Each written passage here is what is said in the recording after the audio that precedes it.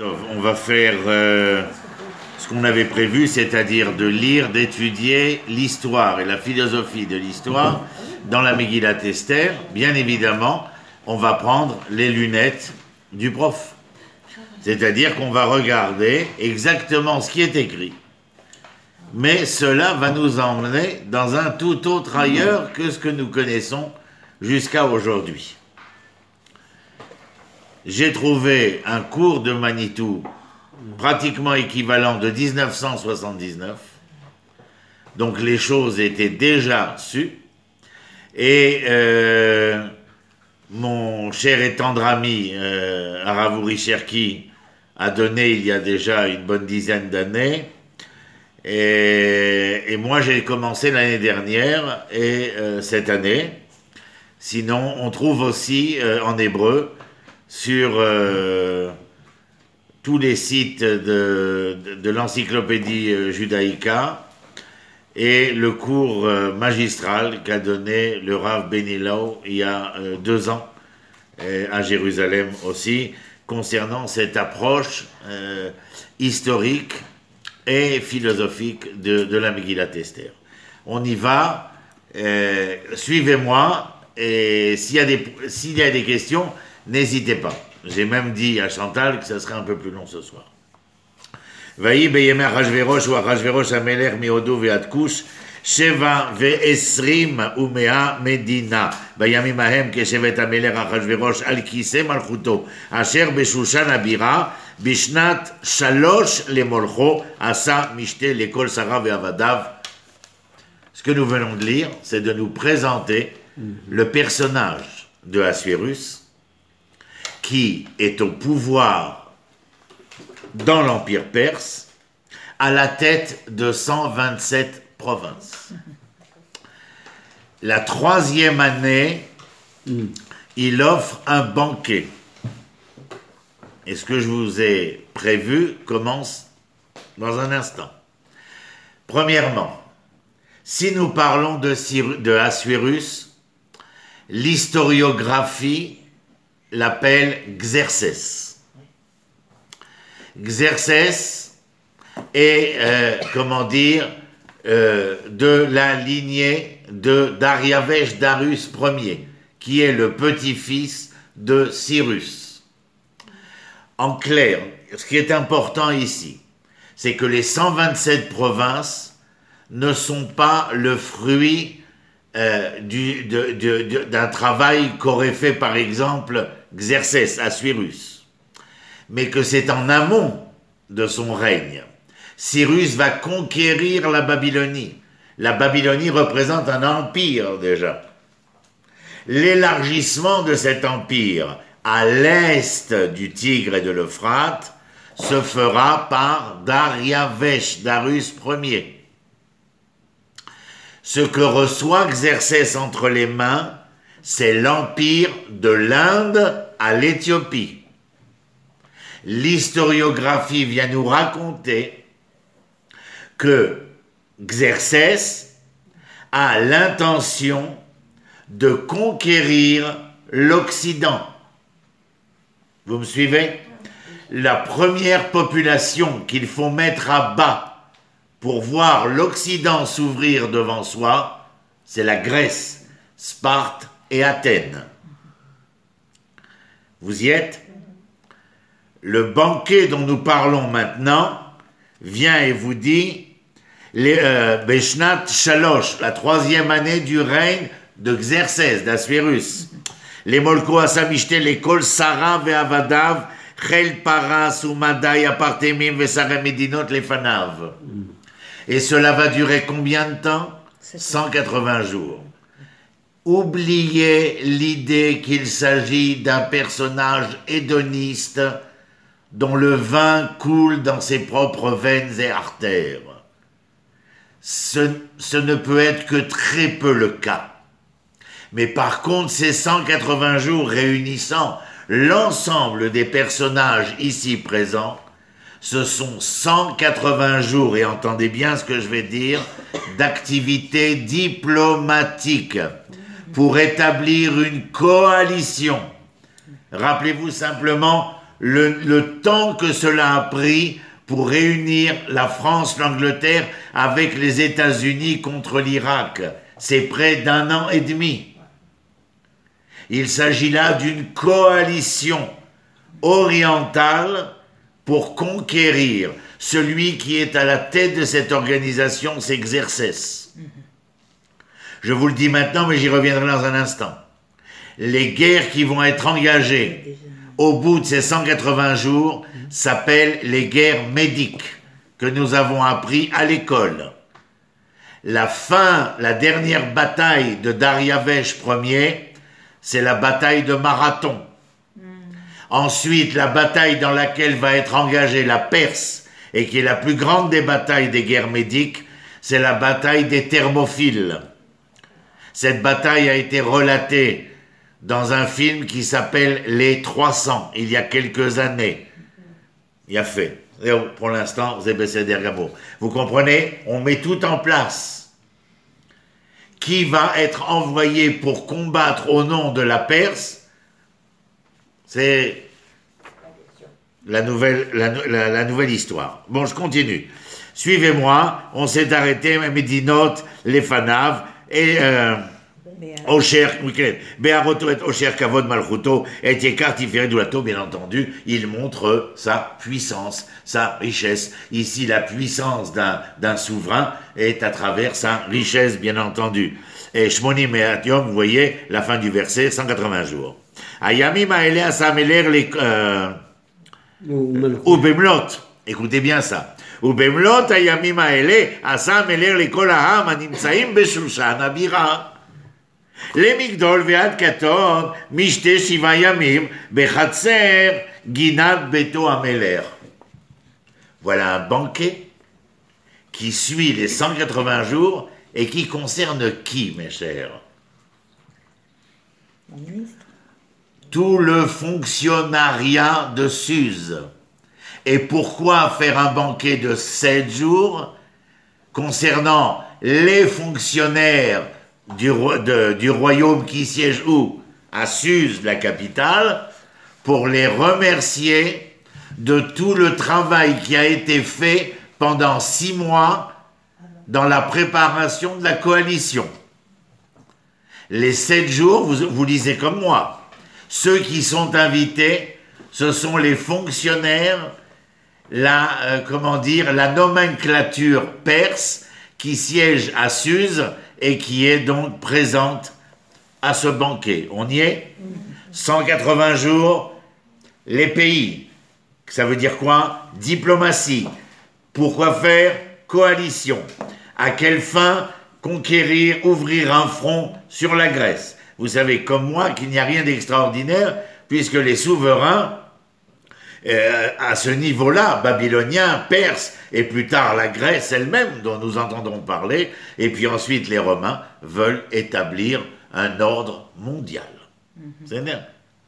L'aigle accompagnera l'ensemble des impérialismes, souverains ou politiques. Je continue. Non, j'ai noté où je veux que vous alliez. Alors, vous allez tourner les pages. On est toujours dans le Pérec Aleph, mais on va au verset Chaf.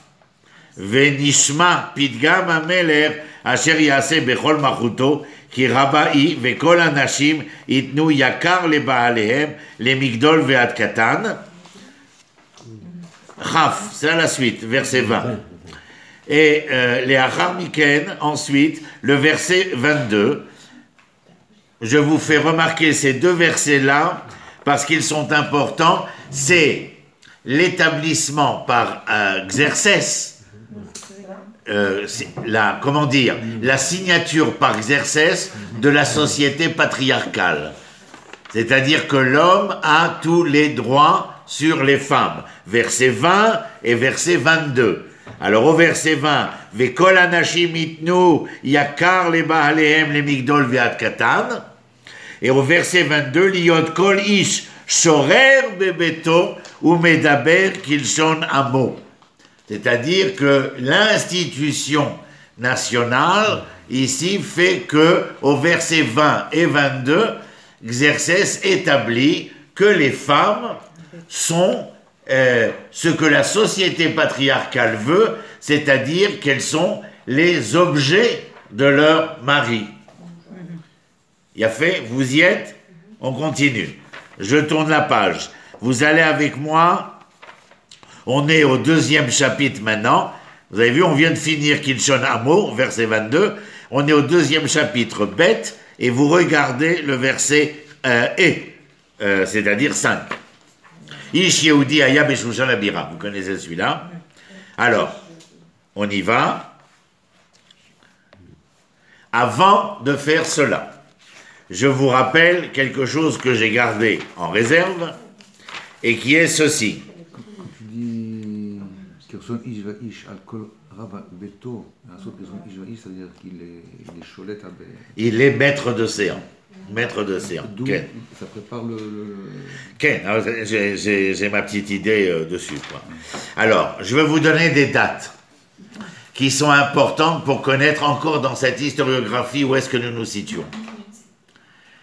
En moins 609, le roi Yoshiyahu, roi de Judée, perd la bataille contre Paro Necho à Megiddo, où il est tué.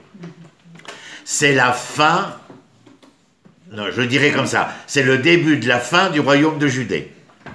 Pourquoi est-ce que nous considérons moins 609 comme étant le début de la fin de la Judée? C'est parce que lorsque Cyrus va conquérir la Babylonie, en moins 539, il émet le décret, qui est à la fin du Tanakh, je vous l'ai suffisamment répété, le dernier verset. J'ai eu un songe où l'Éternel, Dieu des cieux et de la terre, celui qui m'a octroyé toutes les 127 provinces, eh bien m'a demandé de lui construire une maison à Jérusalem en Judée, vous vous rappelez? Et il demande qui parmi vous est son peuple qui reconnaît son Dieu, et le dernier mot, le verbe, va Ya'al, qu'il monte. 539, 609, 70 années, qui était prévu par le prophète Yirmiyahu concernant le début du retour des enfants d'Israël. Ce qui ne sera pas le cas. 42 000 simplement monteront avec Yoshua à Cohen, Zrobabel et Ezra. Les autres vont rester. Et Manitou fait ici un rappel qu'en 1917, déclaration de Balfour, 1933, la montée au pouvoir de Hitler, 1942, la conférence de Wannsee et le décret de la solution finale à Wannsee, 30 km au nord-est de Berlin. Intéressant. Et après, il y a 1946, non? Non, là, on reste... il y a 1948, je veux dire, l'établissement de l'État. Alors voilà, c'est ce que je voulais vous dire pour vous rappeler 609 et 539. Maintenant, on va... Mordechai, essayez de vous concentrer, Toda. Ish Yehudi Aya Beshushan Abira, Ushmo Mordechai ben Yair ben Shimi ben Kish Ish Yemini. Nous sommes au chapitre 2, verset 5. Ish Yehudi Aya. Ce n'est pas lui qui dit ce qu'il est, c'est l'écrivain de la Megillah qui dit que cet homme n'est pas juif dans le sens d'une identité, mais dans le sens d'une origine géographique. Ish Yehudi Aya, c'est-à-dire qu'il vient de Yehuda. Maintenant, son père s'appelle comment? Yair. Je veux juste vous faire prêter attention ici. Mon grand-père algérien s'appelait Shalom. Papa s'appelait Joseph, qui pouvait s'entendre des deux côtés, mais Ronnie va s'appeler avec un nom du calendrier grégorien. Je ne m'étale pas, vous avez compris ce que je veux dire. Je vous rappelle que le nom de Mordechai a pour origine Mordor, qui est l'idole de Babylone. C'est-à-dire qu'on donne un nom aux enfants qui révèle une identité qui reflète l'appartenance à une autre civilisation. Il y a fait. Ish Yehudi Aya Beshushan Abira blablabla. Asher Uglam Yerushalayim, Tov, etc., etc. Regardez le verset Zayin. Je vous ai tout préparé, simplement il faut me suivre. Vaï Omen et Adassa I Esther Bat Dodo. Mazé Vaï Omen et Adassa. C'est clair, il adopte Adassa, Nahon, qui est Esther.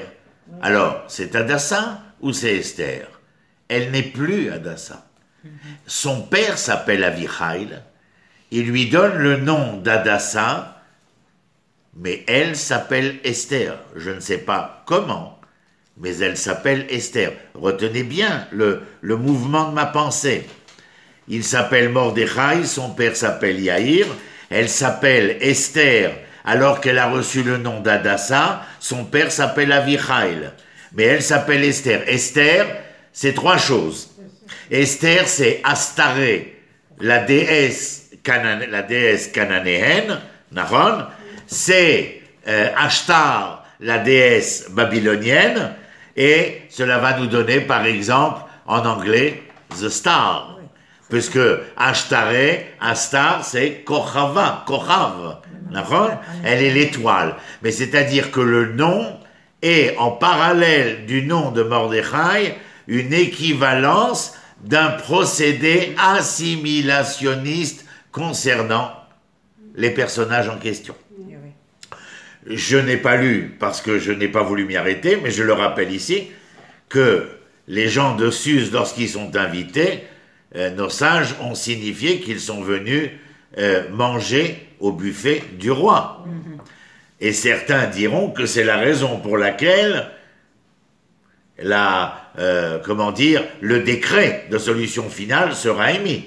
Certains ont dit, il a sorti les ustensiles du temple. Certains diront, mais le repas était cachère, c'est parce que c'est marqué l'école Ish ve Ish, les Firetsono. C'est-à-dire que chacun mangeait sa propre nourriture. Tout ça n'aidera à rien. Ce n'est pas nouveau que nous avons un juif à la cour et que cela n'empêche en rien les décrets contre les juifs. On est bien d'accord. Vous comprenez ce qu'on est en train de faire? On replace dans le contexte de l'histoire. C'est-à-dire qu'on ne se contente pas du texte, ce que beaucoup de nos sages vont faire tout au long des siècles. Ils ne veulent rien entendre de ce qu'il y a autour, ils ne veulent pas de perspective, ils veulent le texte pour le texte et rendre au texte ce qu'ils ont envie. Dans la majorité de l'Europe centrale, le Mordechai en question a certainement un streimel, une redingote et une grande barbe. Ce qui est absolument impossible vu la région. On est bien d'accord. Mais c'est ainsi qu'on le décrit. Et Esther est collée montée. Je continue. Vayomen et Adassa, I Esther bat Dodo. C'est Avichail, le Dod, le frère de Mordechai. Alors, Kiena Aveben Vaneara Yafet Toar Vetovat Mare. Bon, c'est le propos qui est dit à propos de Rachel, bien entendu, c'est-à-dire qu'elle est non seulement belle esthétiquement, physiquement, mais qu'elle est aussi une bonne personne. Elle a la grâce extérieure et la grâce intérieure. Toar Vetovat Mare, Ubamot Avia Veima, Lakra Mordechai Lo Lebat. Je veux dire, il faut quand même être assez... Moi, je vais être gentil, parce que c'est enregistré. Il faut être vraiment rêveur pour aller, alors que c'est répété 2 fois, à quelques versets d'intervalle, qu'elle est l'orpheline adoptée, pour aller chercher sur un simple nom que Mordechai, il l'a prise comme bat, de vouloir entendre qu'elle a été prise comme baïd, c'est-à-dire comme femme. Parce que si jamais nous disons cela, oi vavoy lanu, puisqu'elle devient la femme de Assuérus,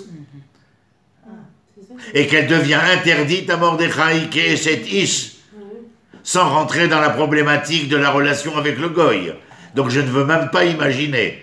Pour moi, personnellement, il s'agit là d'une baliverne de haute volée, et je ne veux même pas essayer de m'y aventurer. Par contre, regardons ce qui est écrit. Vaï beishama dvar ameler vedato. Je vous demande de prêter attention au texte. Vaï beishama davar ameler vedato. Lorsqu'on a entendu l'ordonnance royale, qui concerne quoi? Ou beikavetz ne'arot rabot el shushan. De nombreuses jeunes filles se sont rassemblées à Suse. Vous imaginez pourquoi? Mesdemoiselles, il vous est proposé de pouvoir devenir reine de l'Empire. Est-ce que vous me suivez? Vaï beishama dvar ameler vedato beikavetz naot rabot el shushan abira Eliad Chagai vatilakar Esther el beit ameler. Il n'y a pas marqué vatilakar Esther, qu'Eilou on l'a enlevé. Vatilakar Esther, de l'ensemble de ces jeunes filles, un nombre de jeunes filles ont été prises pour aller. Par qui? Par le, je ne sais pas comment on va l'appeler, le régulateur. Oui, vous non, vous oui, vous non. Vatilakar Esther el beit ameler Eliad Hagai shomer anashim. Elle a été prise parce qu'elle s'est proposée. Pourquoi s'est-elle proposée? Mais parce qu'elle s'appelle Esther. Vous me suivez ou pas? Elle s'appelle Esther. Elle grandit dans un milieu où l'on s'appelle Mordechai et Esther. Lorsque le roi propose ce qu'il propose, elle est comme l'ensemble de toutes les jeunes filles.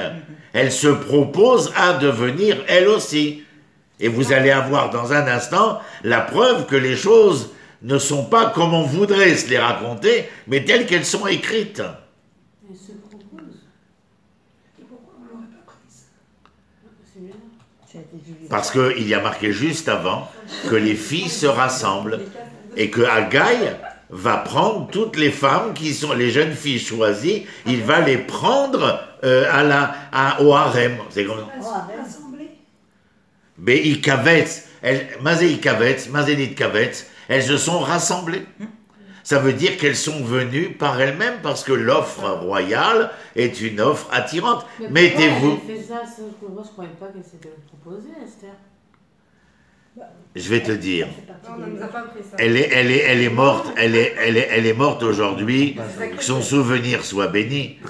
Mais quand j'ai rencontré Madame Simone Veil, qui est revenue des camps, et il y a eu un appel d'offres politique. Mais elle s'appelait Simone, et c'était tout à fait normal de venir servir liberté, égalité, fraternité. Elle ne fut pas la seule.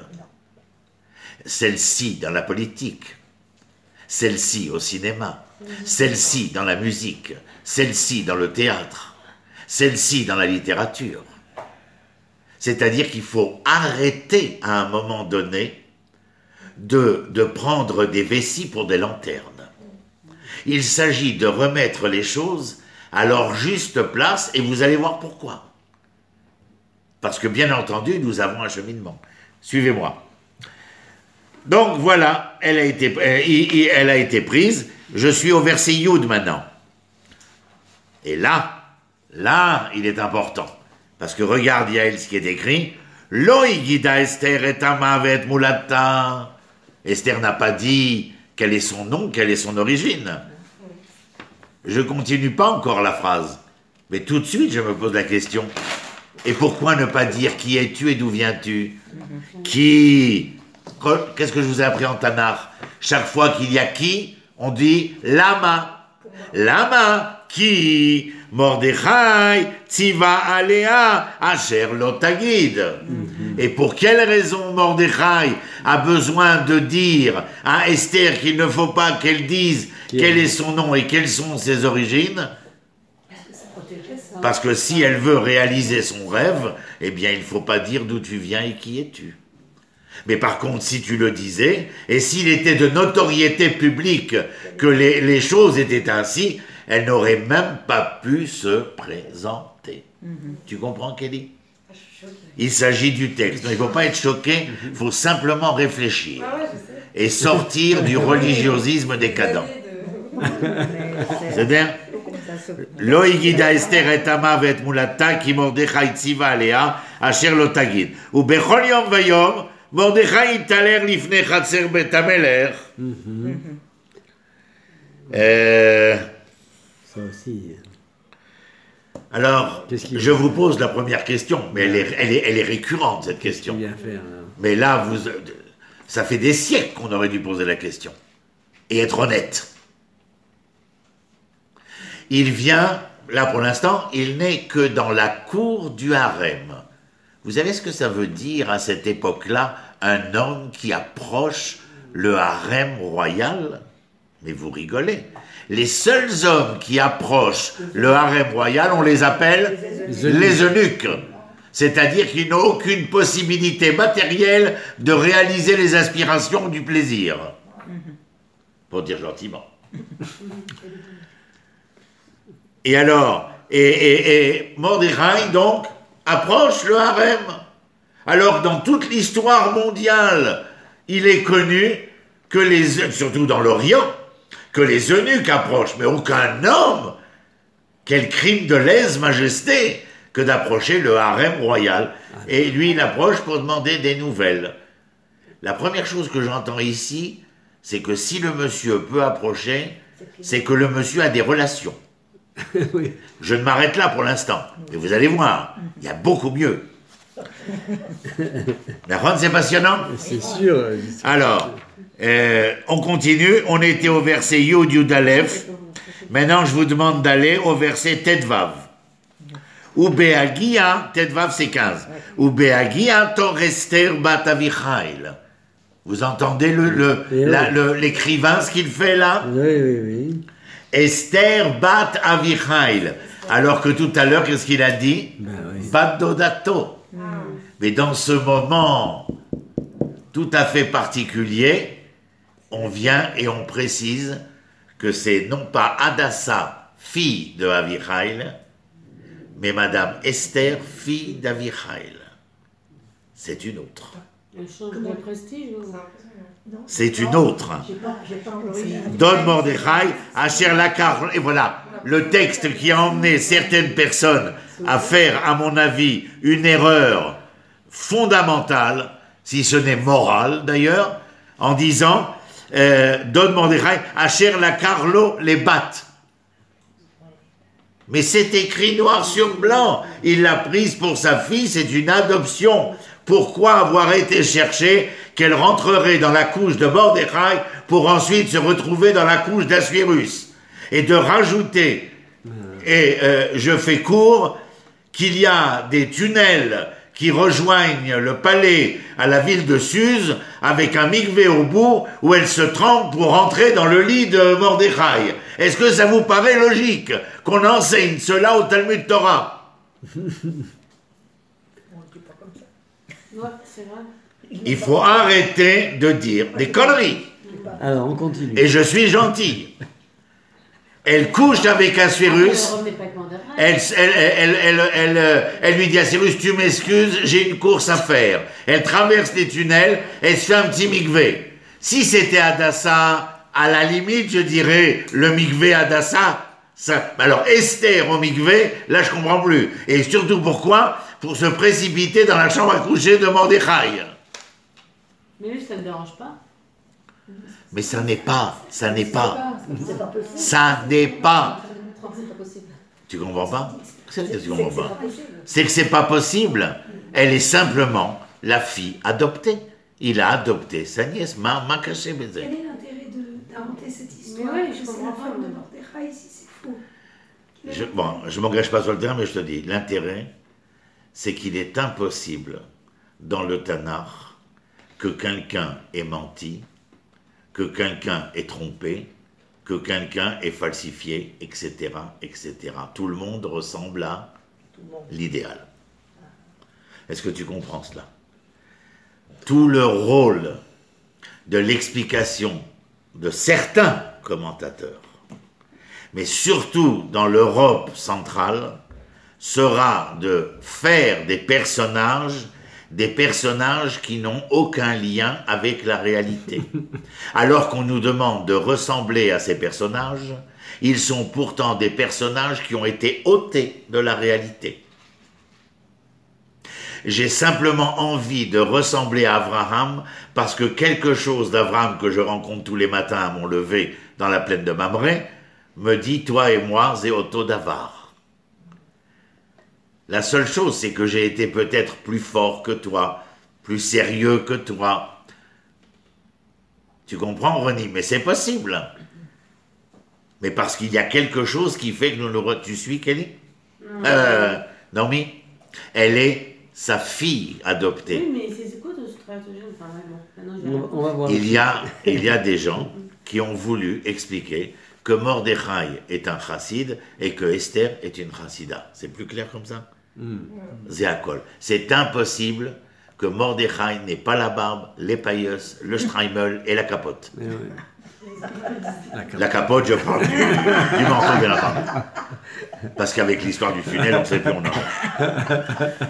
Vous comprenez? Mais de toute façon, les Ashkénazim, au départ, ils n'étaient pas, c'était souvent des juifs d'Afrique du Nord, des séfaradim qui sont partis en Europe à un moment donné.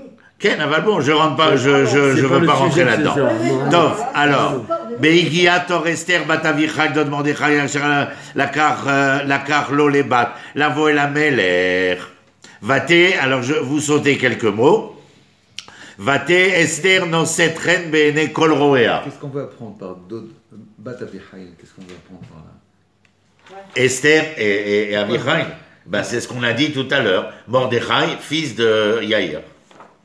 Ici, il y a une spécificité que le nom de Esther n'est pas une correspondance identitaire, égale ou équivalente à ce que représente le nom d'Avichai. Avichai est hébreu, Esther est perse. Esther et Mordechai sont deux noms perses. Pour bien, Il n'y a pas en hébreu de nom qui s'appelle Esther et Mordechai. Ça n'existe pas. C'est de la même manière que nous disons Rodbi Shenichnas Adar. Adar est un nom babylonien. Shvat, Adar. Il y a un seul mois qui porte un nom hébreu, c'est le Chodesh Iyar qui s'appelle Ziv. C'est le seul mois qui a un nom hébreu. Sinon, dans Beit Rishon, c'est Chodesh Harishon, Chodesh Hasheni, et Beit Sheni, c'est Tevet, Shvat, Adar. Aval, ce sont des noms babyloniens.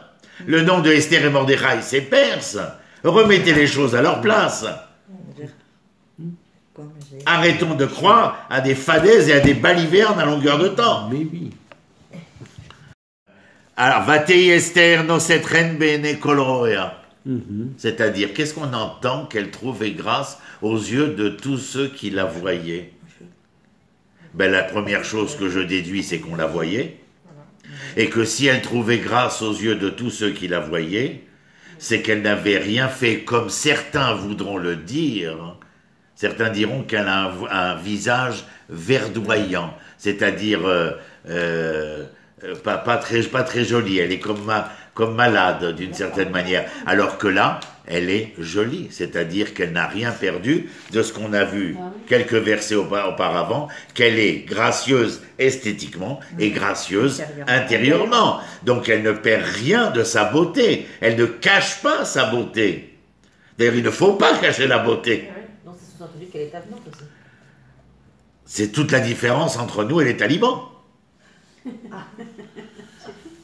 n'est pas si discrète et pas si... Oui. Non. Alors,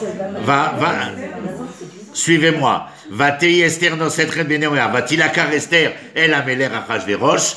Vous voyez? Vatilakar Esther. Mais si elle est déjà dans le palais, Vatilakar, c'est comme je dis à Eliaou, viens, je te prends chez moi, je t'emmène chez moi. Elle est emmenée auprès du roi. El ameler Achashverosh, el Beit Malchuto be Chodesh HaAsiri. Chodesh HaAsiri, c'est de l'époque de Beit Rishon, ou Chodesh Tevet, c'est Beit Sheni, c'est l'époque babylonienne. Bishnat Sheva le Malchuto. Et vous me dites tout de suite, mais nous étions la 3e année. Comment se fait-il que nous sommes la 7e année? Et Ronnie vous répond entre la 3e et la 7e année, après le banquet de la coalition des diplomates pendant les 4 années, qu'est-ce qui s'est passé? Les guerres médiques, la bataille de Thermopyles, de Salamine et de Plita.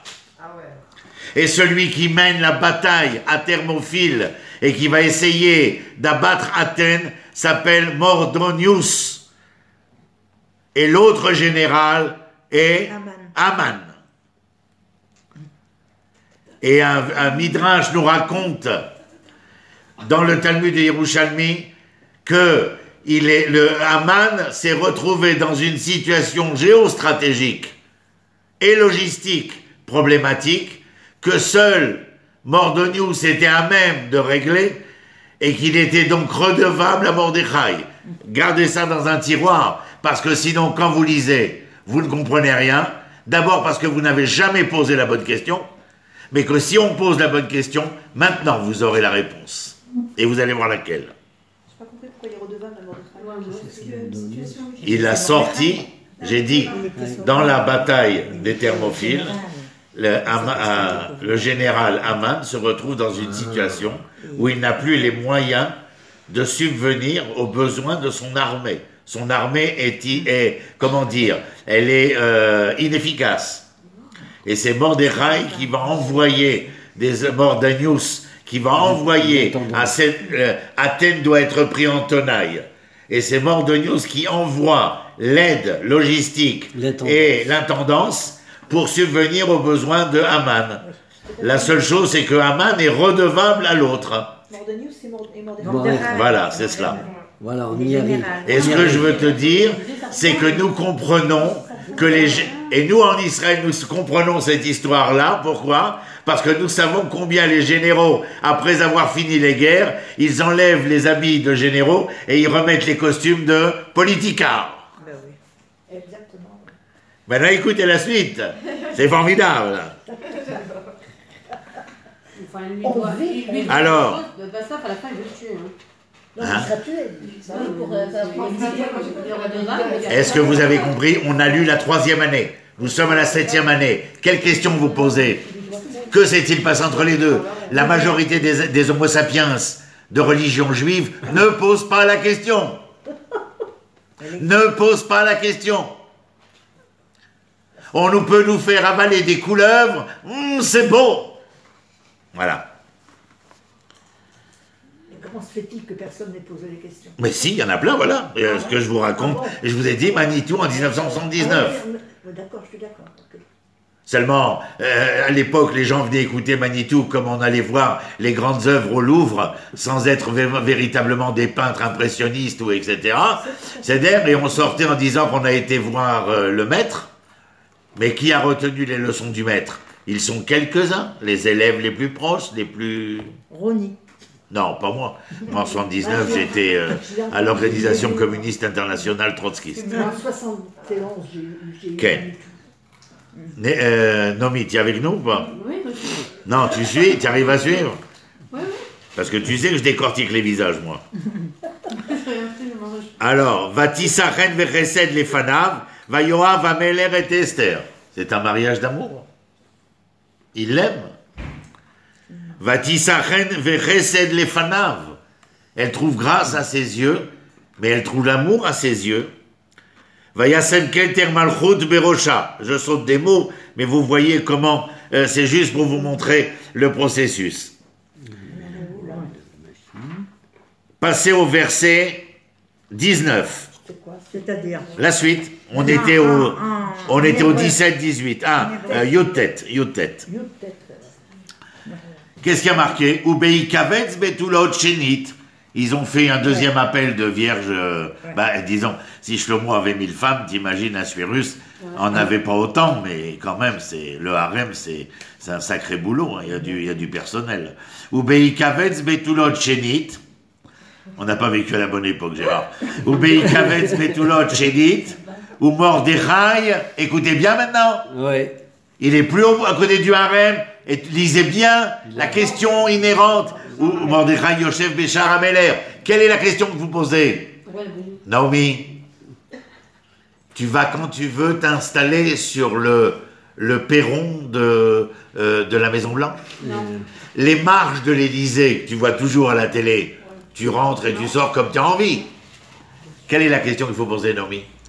Mordechai, lui, est sur le perron de la Maison Blanche et sur les marches de l'Élysée. Conseiller, Quelle est la question? conseiller spécial. Qui est Mordechai? C'est un général. La question est qui est Mordechai?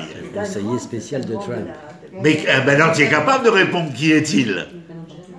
C'est un des généraux de l'armée perse.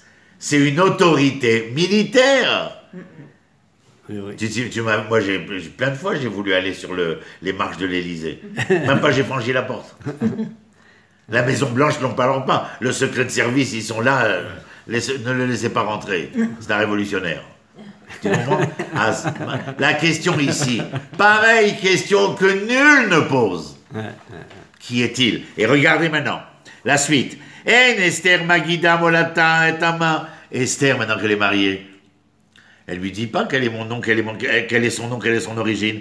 Kacher Tzival et à Mordechai, car elle suit l'ordonnance de Mordechai. Vet Mamar Mordechai, Esther Osar Kacher Aïta Beomnaïto. Elle a toujours fait ce que Mordechai lui a dit de faire. C'est pas d'aujourd'hui qu'elle ne dit pas son nom et ses origines. Elle n'est pas la seule. Chez nous, on était français et israélites de confession mosaïque ensuite. Oui, ben oui. Et rappelez-vous que pour Yom Kippour, nos professeurs recevaient une lettre où nous avions une entérite, raison pour laquelle nous n'étions pas venus.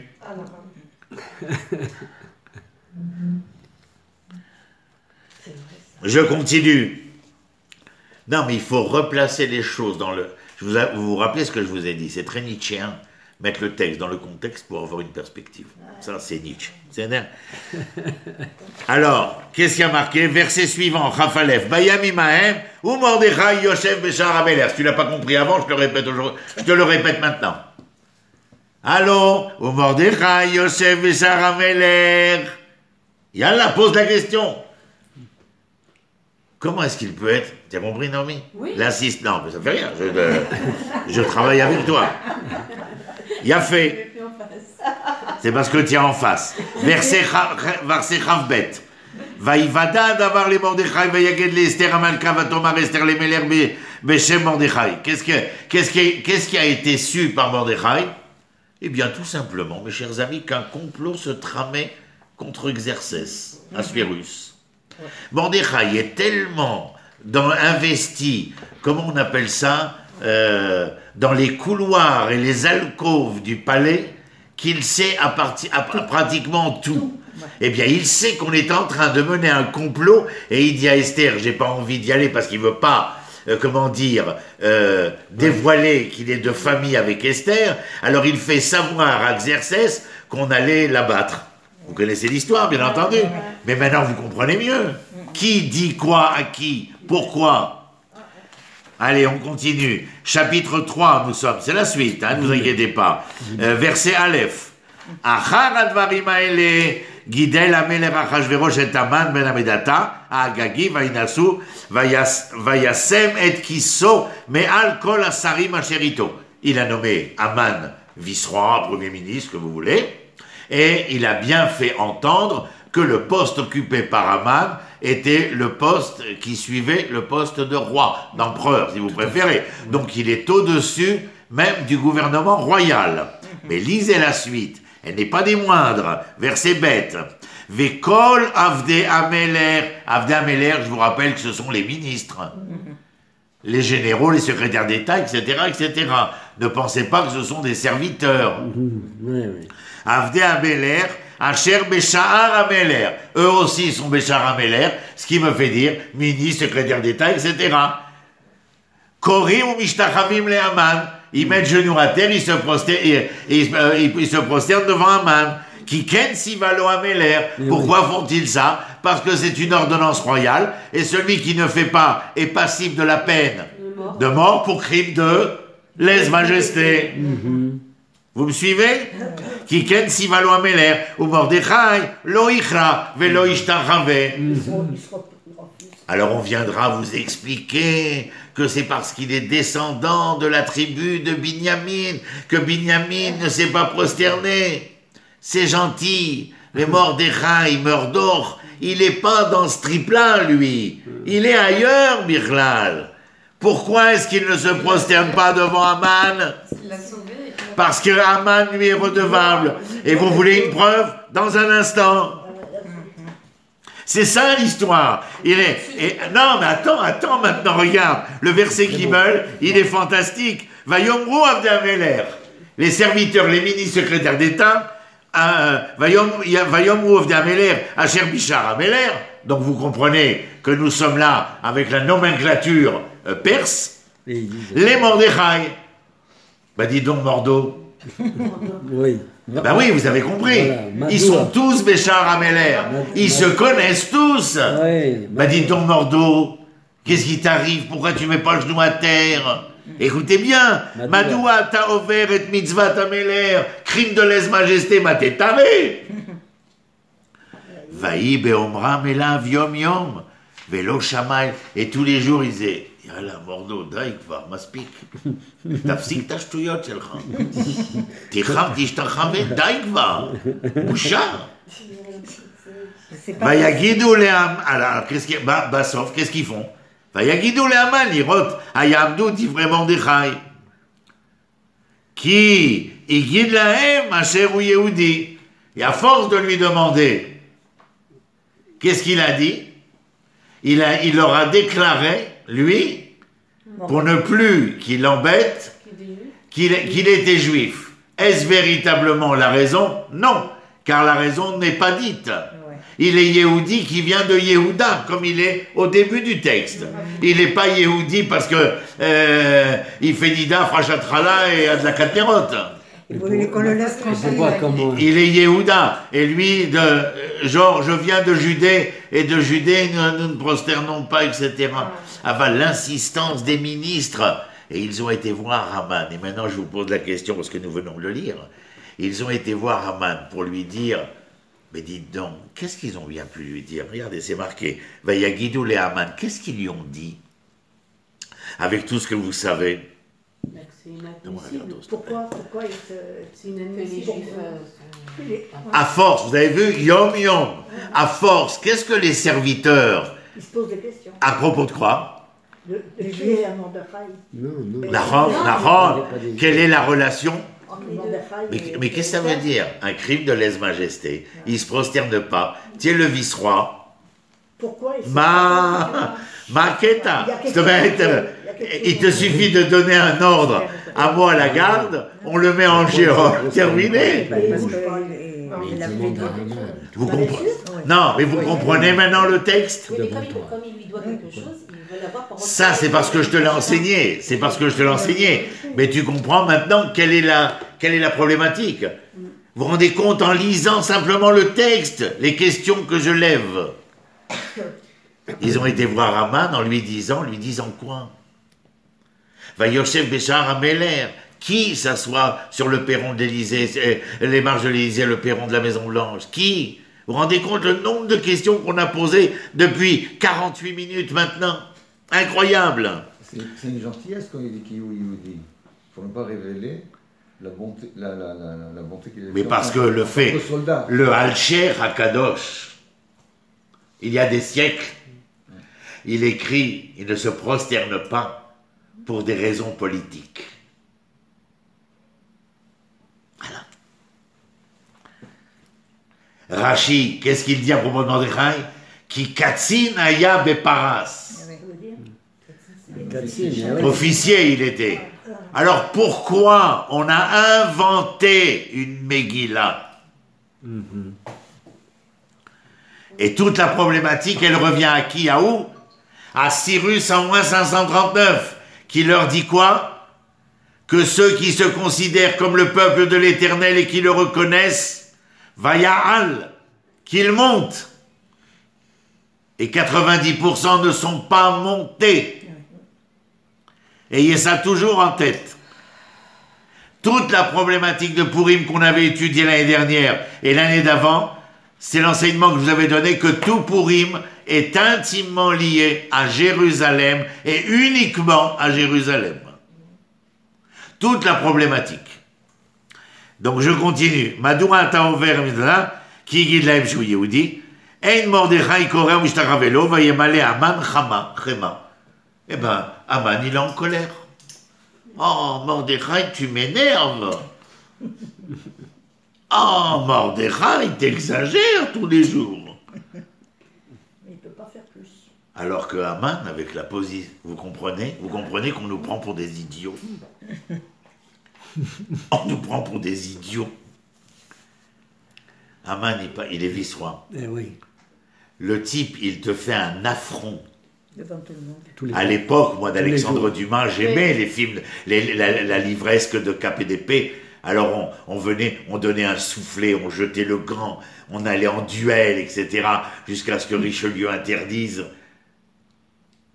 Mais il y avait quelque chose. Mais là, oh, il m'énerve. C'est pas pour s'en prendre directement à lui parce que ça serait grillé, il va s'en prendre à tous les juifs. Il y a fait méode. C'est ça le truc. Il y a fait méode. Ein Mordechai koach mishtaver li Aman chema. Verset Vav. Vaïbaz be'enav lishloach yad be'Mordechai levado. Eh oui. Qu'est-ce qu'il m'a dit, Vaïbaz? Vaïbaz. Il ne veut pas frapper Mordechai. Il ne veut pas punir Mordechai parce que ce serait honteux en quelque sorte qu'il se rabaisse à frapper Mordechai. Mais Mordechai, il est Béchar Ameler. Il me colle Avdé Ameler. Mazé Vaïbaz. Oui, oui. Qu'est-ce que c'est cette histoire, Vaïbaz? Aval. Il ne peut pas toucher Mordechai. Aval, qui guidolo et à Mordechai, va y vaquer Aman, les Hashmid et Kol à Yehudim. Oui, oui. Conférence de Vanessé, janvier 1942. Solution finale, on va commencer à construire les camps de Treblinka, Maïdanek, Birkenau et Bergen-Belsen. Incroyable. Verset Chet. Va yomer Aman la Meler Achashverosh. Yeshno Am Echad, Mefuzar, Mefurad Ben Hamim. Vous connaissez ça? Qu'est-ce qu'il est en train de lui dire? Ils ne sont pas sortis avec Cyrus. Ils ne veulent pas sortir. Fais un essai, envoie un paquebot, le Strouma, avec 900 juifs dedans. Fais faire au paquebot le tour du monde pour voir dans quel port ils vont être accueillis. Personne ne les voudra. Personne. Ils reviendront en Allemagne. Et ils seront dirigés directement vers le camp de Dachau. Il y a un peuple qui est là, dispersé. Ils sont même pas d'accord entre eux, au milieu des peuples. Ils veulent se conduire. Qui vous dit qu'ils se conduisent de différentes manières parce qu'ils sont Shomrei Mitzvot ou Torah? Peut-être pas. Certains oui, mais d'autres non. Ils veulent toujours se différencier. Ils veulent toujours marquer leurs origines, leurs noms. Certains par l'attachement au commandement, d'autres non, simplement d'un point de vue social, économique, politique. Ça vous parle cette histoire? Oui. C'est connu cette histoire? La vie aujourd'hui, pour certains. Incroyable! C'est à sortir de ses gonds. Et alors il continue. Vedateem shonot mikolam. Mais dateem shonot. À Kaniri, il y avait plusieurs... Attends, on l'attendait là.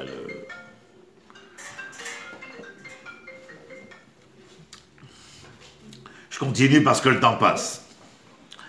Im al hamelech tov yikatev le'abdam ve'aseret alafim kikach kesef eshkol al yedei oseh hamelacha le'avi el ginzeh hamelech. Il lui propose de l'argent. Il veut soudoyer Assuérus pour que Assuérus accepte le décret proposé par Aman. Assuérus répond: je n'en ferai rien, mon ami, prenez l'argent, vous en aurez besoin pour les palissades, pour les barbelés, pour les projecteurs, pour les chiens, pour le cyclone B.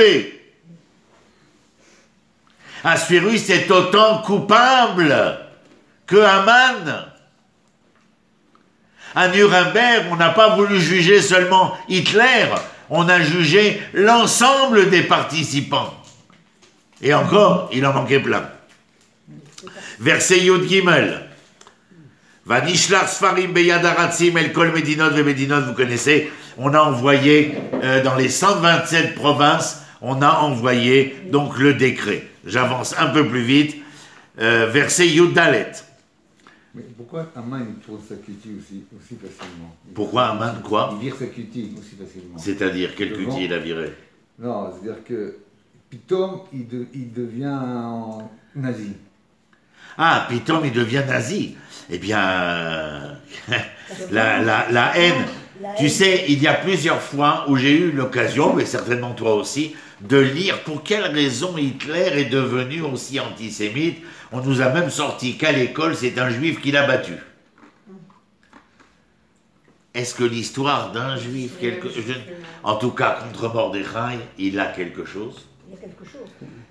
Bien entendu, puisqu'il est redevable, et que quand Mordechai fait valoir qu'il est juif, bien que dans le langage de Mordechai, à mon avis, il fait valoir qu'il est judéen, plus que juif, comme on l'entend, spirituel, et de la part de comment dire, comment il s'appelle, Aman, il y a là un rapport de force entre ce qu'il considère, enfin, ce qu'il vend au gouvernement, c'est que c'est une 5e colonne dangereuse. En finir avec Mordechai, il ne peut pas, mais en finir avec ce que représente Mordechai, il le veut. J'ai pas dit qu'il le peut, j'ai dit il le veut. Mais pourquoi il propose de l'argent au roi? Le roi, il n'a pas besoin d'argent. Ah, l'agression du roi, c'est pour amener. Tu sais, ça m'a fait penser que quand il est monté au pouvoir en 1933, il y avait Hindenburg qui était encore chancelier.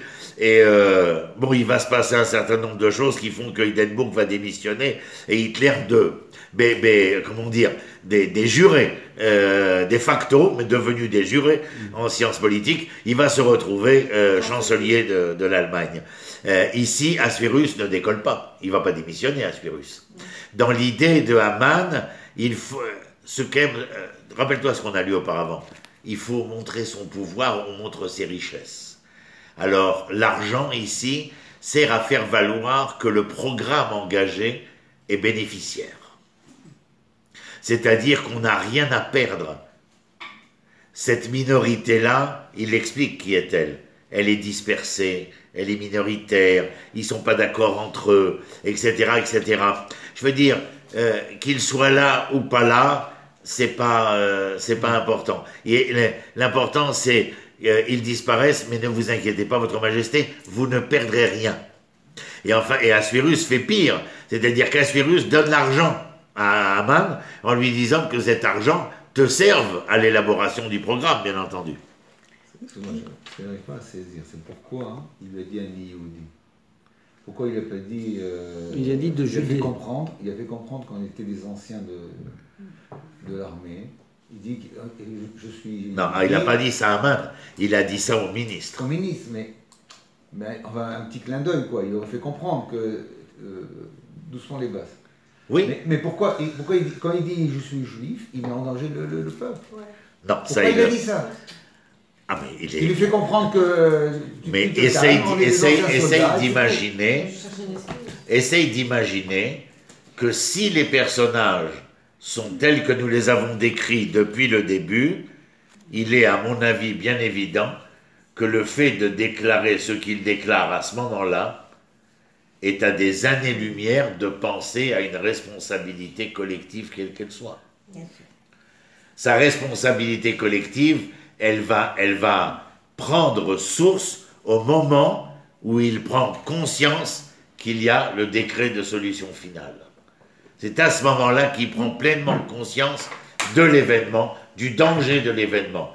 Au moment où il annonce qu'il est d'origine de Judée, eh bien cette origine judéenne est peut-être pour faire comprendre aux ministres ce qu'il veut leur faire entendre, que les Judéens sont des rebelles, des révoltés, des je ne sais trop quoi. Pourtant, si nous avons décrit Mordechai comme une autorité militaire de l'Empire perse, il est bien évident qu'il n'avait pas l'obligation de rajouter ce qu'il rajoute.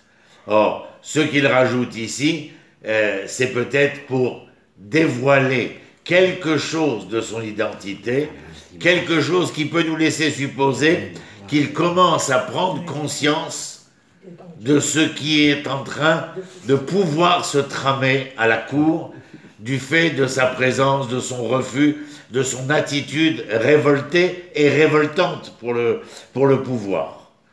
Alors, il faut prendre en compte tout ceci. Mais rien n'est sûr, bien évidemment. Nous faisons des suppositions. Ronnie, depuis le début, tu nous expliques avec Esther comment elle était, comment Mordechai, mais en fait, tu dis là, moi quand je fais un bilan dans ma tête, je me dis des assimilés, ok, les deux, ils sont complètement assimilés. Et là, ils vont creuser, tu vois.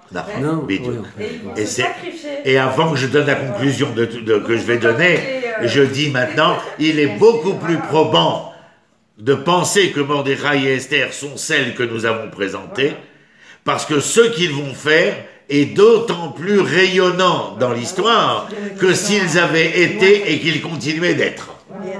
Mais c'est la grandeur de la Megillah, c'est de nous présenter des personnages qui ne furent point, qui décidèrent de devenir et qui le furent. C'est là la grandeur des deux personnages. Et je veux arriver parce que ça fait déjà 1 heure, mais il faut qu'on avance. Alors je passe un peu... Alors je passe parce qu'on n'aura pas le temps de tout faire, mais vous avez compris à peu près le sujet. Prenez simplement le Perek Dalet maintenant, et vous le prenez au verset... vous le prenez au verset... Il y a des questions, Nomi, Yael? Ben, demandez. Alors, on va commencer à quel endroit? Ok, alors c'est au verset chapitre 4, on va commencer au Pasuk Aleph. Ou Mordechai yada et kol asher naaseh vayikra Mordechai et begadav vayilbash sak ve'efer. Il a entendu ce qui se tramait de la part de Haman, Nachon. Qu'est-ce qu'il a entendu? Le projet de solution finale. Vayikra Mordechai begadav vayilbash sak ve'efer. C'est-à-dire que Mordechai peut faire valoir qu'il est en deuil. Vayetze betor ha'ir vayizak za'aka gdola umara. Celui qui sort dans la rue en train de se mettre à hurler, à ululer, on l'enferme au 54 avenue de la République à Villejuif, c'est-à-dire l'hôpital psychiatrique. Si Mordechai fait cela en pleine ville et que nous n'avons aucune résonance, c'est que tout le monde sait qui il est. Encore une fois, et regardez maintenant, Vayavo ad lifne shar hamelech, lo be shar hamelech, Vayavo lifne ad lifne. Il est devant l'entrée des marches ou du perron. Nahon, lama, qui, et lavo et shar hamelech, mais les bouches sacs. Et s'il ne peut pas venir en étant endeuillé, ça veut dire que quand il était Béchar Hamelech, il était habillé comment? Vous avez compris qu'il était avec des habits avec lesquels on pouvait être sur le perron de la Maison Blanche, les escaliers. Vous avez compris? Hein? C'est comme ça qu'on lit. Alors, on va au verset Dalet. Vatavo aneharot Esther sarisea vayagidu lo vatitchalchal amalka meod. On est venu dire à Esther, et je crois que ton protecteur là, il a un boulon qui a sauté, il est tout drôle, hein. Il est avec un sac, un calice et machin, il est vraiment...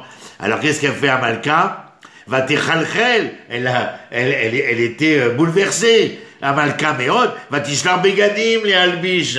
Mais il faut lui envoyer des vêtements, il n'a pas de quoi s'habiller. Ça veut dire quoi? Allez, dites-le moi. Vis-à-vis d'Esther, qu'est-ce que vous dites d'Esther là, à ce moment-là?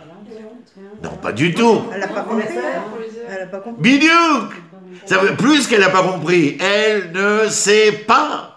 Elle est dans un autre monde. Elle est à la cour. Elle est reine. Il n'y a pas des bruits de cour. Il n'y a rien. Ben si, il doit y avoir des bruits de cour. Et pourtant, elle ne sait rien. Quoi, il a mis un sac de cendre, un calice, et il a déchiré le vêtement. Il est complètement barjot. Envoyez-lui des vêtements. Vous avez lu avec moi? Noir sur blanc. Je croyais qu'on ne connaissait pas la relation avec Mordechai. Ah, les serviteurs, Kaniré, on est venu lui rapporter. Kaniré, que quelqu'un connaissait Mordechai et Esther. Ça, Peter? Peter, ouais, il n'y a pas de... J'ai pas Il y a toujours les de source là-dessus, mais... Non, parce que c'était important qu'elle cache ses origines, donc, et d'un coup... Mais une reine, elle a toujours sa protection. Non, comment on appelle ça? Sa femme de confiance, je ne sais pas comment on appelle ça, peut-être. Avalouvda, que quelqu'un est venu lui rapporter. Cet homme qu'on a peut-être même pas parce que on savait que c'était son oncle, mais peut-être parce que c'était celui qui était toujours en train de prendre ses nouvelles, de s'inquiéter, tu te rappelles, auprès du harem. Alors peut-être. Alors elle lui a envoyé les vêtements, les albish et de Mordechai, ou les assir sakom et alav, velo kibel. Velo kibel, il n'a pas voulu. Non, je ne veux pas. La suite. Vatikra Esther le Atar. Ça, c'est l'envoyé spécial. Vatikra Esther le Atar. Je saute quelques mots. Vatetzavé ou al Mordechai la date mazé ve al mazé. Inès, ce qu'elle a dit, Martine. Vous vous rendez compte qu'est-ce qu'elle fait? Mazé, al mazé. Maïchtagata. Yarata bien passé. Ma pas. La solution finale, la conférence de Vanessa, elle a été les grands défilés avec les croix gammées, les drapeaux rouges et noirs, et blancs, machin, et elle est Macara. Elle est aveugle. Macara. Vous pouvez pas me dire qu'est-ce qui se passe?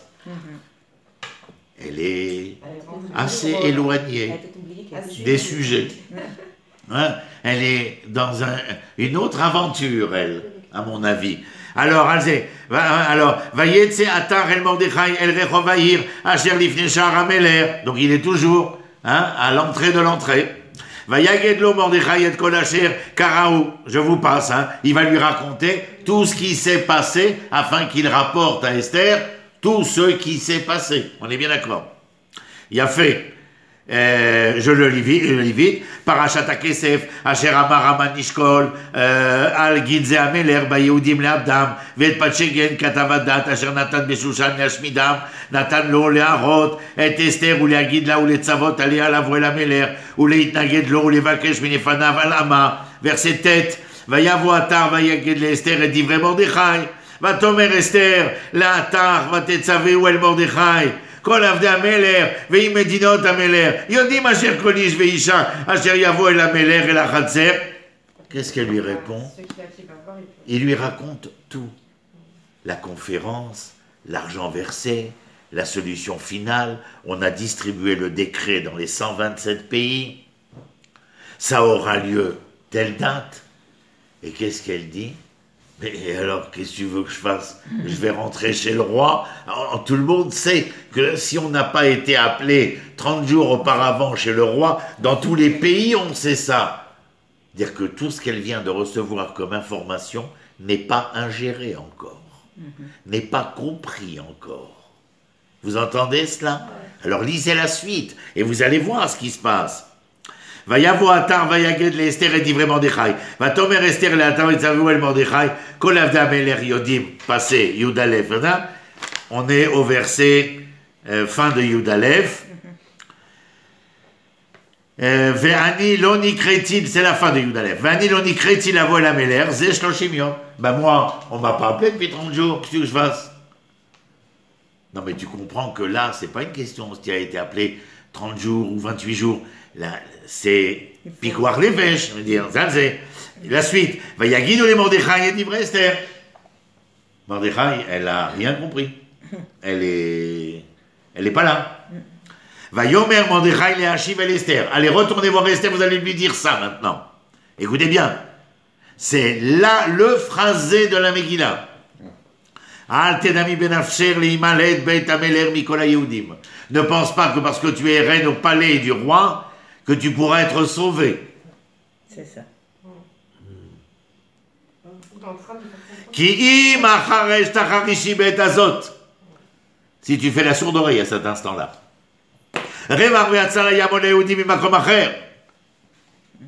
Les Juifs seront sauvés, que tu le veuilles ou non, d'une manière ou d'une autre. Mais peut-être pas toi. Ve'at ou bet avir tovedu. Et toi et ta descendance, vous périrez. Comment il peut affirmer que les Juifs seront sauvés? Ah, Il a confiance en la chair. qu'à dirait qu'il a eu une crise de foi. Et comment tu veux qu'on l'explique à elle? Il a La eu- menace. il a eu une Des fois, c'est prophétie, dans les comme moments Herzl a les eu plus une bas de ta prophétie. vie où tu as le plus d'émotions. Comme Herzl a eu une prophétie. Hier soir, on était au Café Da'at, le docteur Yitzhak Weiss nous a parlé de Herzl. Ah oui. Mais l'ensemble des auteurs qu'on a traversés nous ont montré que il y a des hommes, quelque part, uniques, qui, dans leur histoire, ils ont une idée, tu sais, aucune raison pour qu'ils aient cette idée-là. Et c'est eux qui ont cette idée. Moshe, comme on dit Rabbi Avraham Ibn Ezra, si Moshe n'avait pas été élevé dans les couloirs du palais pharaonique, Israël jamais n'aurait été délivré. Parce qu'il fallait que ce soit celui qui soit le moins du monde capable de penser qui devienne celui qui réaliserait. Vous suivez? Donc il n'a certainement pas ni barbe, ni streimel, ni capote. Que les choses soient sûres. Il la menace là. Attends, ah ouais, il la menace, il est vindicatif, comment j'avais marqué, moi, il invective durement. C'est-à-dire qu'il lui rappelle Et attends, et comment il finit? Ou regarde, Yael, t'entends? Ou Il dit que c'est pas miyode aleet kazot, il gagne les malchut. Il se dit que Tiens, c'est maintenant pas il devient mystique, Michlal. C'est pas par hasard qu'il est au royaume. Exactement. Jamais de la vie on aurait pensé Mordechai qui nous parle comme ça, et encore moins comment Esther va réagir. Et qui sait, peut-être que c'est par hasard, mais Hashem haïtazot iniflat be'anenu. Va tomer Esther le Hachim el Mordechai. Maintenant, regardez maintenant.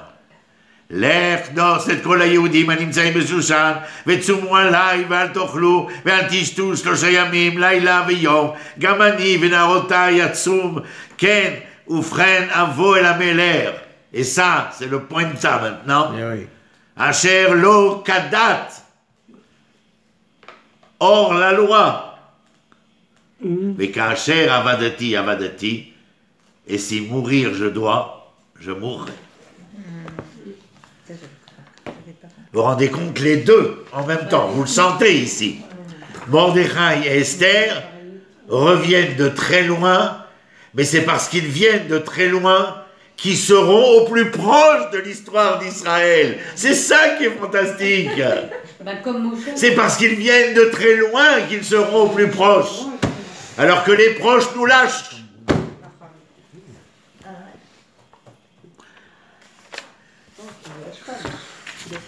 Non, mais qui nous lâchent avec les balivernes. Et qu'on laisse nos enfants tranquilles. Vous connaissez la suite, ils vont être pendus, etc. Aman, les 10 enfants, etc., etc. Mais il y a quelque chose que je veux vous dire. C'est avec ces choses-là que je termine normalement. C'est qu'au chapitre 10, vous savez qu'il y a un chapitre 11. Mais un jour, je vous le ferai, il n'est pas là. C'est le livre de Néhémie. Très peu de gens étudient le livre de Néhémie. Mais vous allez le faire. Parce que vous allez voir la grandeur de ce livre que, comment disait-on, les gens, on les compte sur les doigts d'une main, ceux qui étudient Néhémie.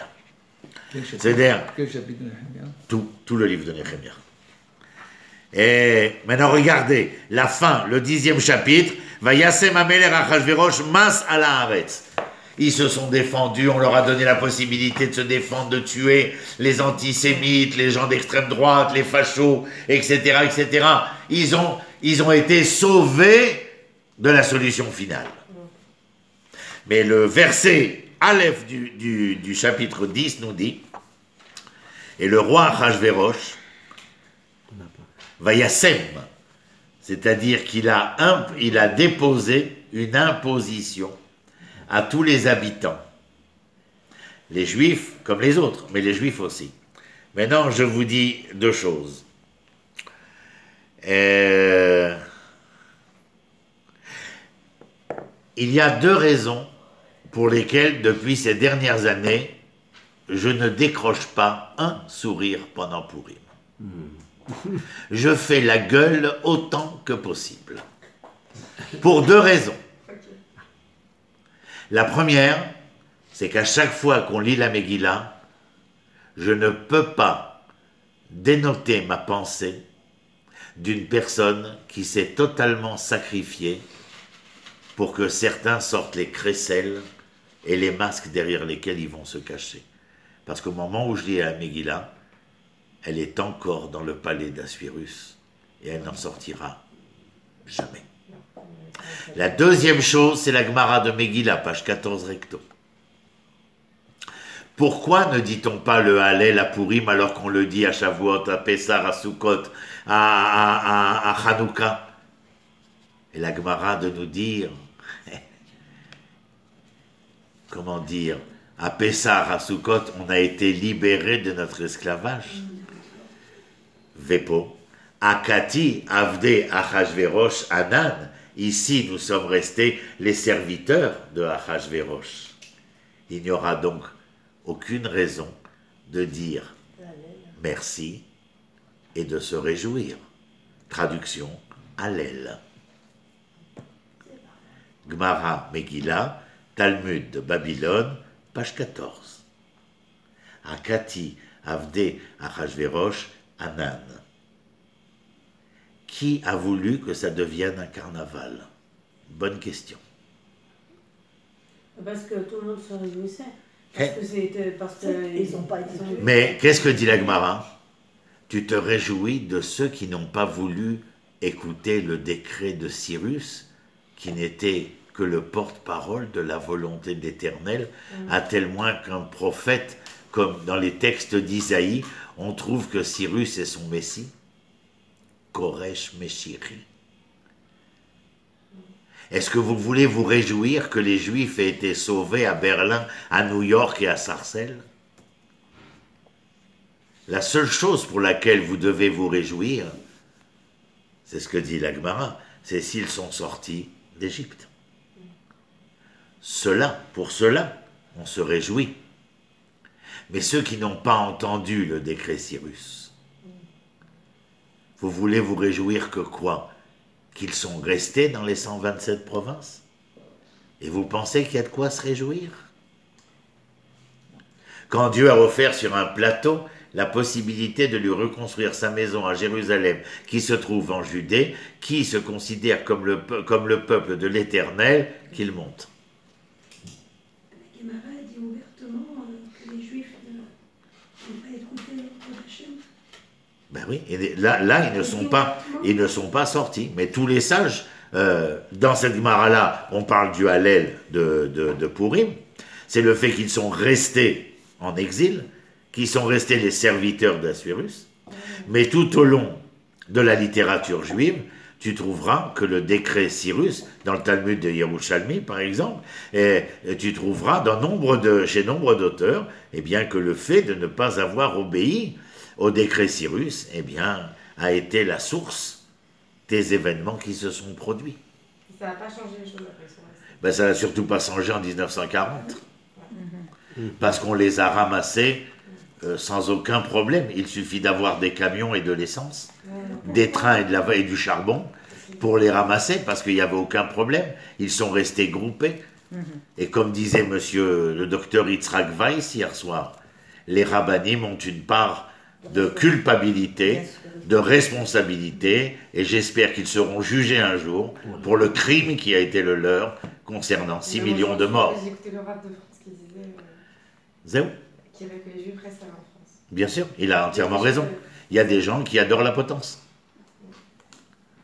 Le roi Chaim Akadosh, il écrit dans Bamidbar qu'ils auront tous à rendre compte de la table à laquelle ils ont refusé de s'asseoir. Et surtout que quand on leur a donné la permission de s'asseoir à cette table, ils ont profané la table où l'Éternel leur permettait de s'asseoir. Et la Gemara de Psachim, Tzadikim Shelo Yahaminu. Comme disait le Rav Yehuda Kouk, qui parle non pas de Monsieur Ploni Almoni, mais Tzadikim Shelo Yahaminu. Et que dit Rashi là-bas? Ceux qui sont enfermés dans les 4 coudées de la loi. C'est-à-dire que contexte et perspective, ça n'existe pas chez eux. Dans le livre que je suis en train de dire sur Emma Baneim, vous touchez à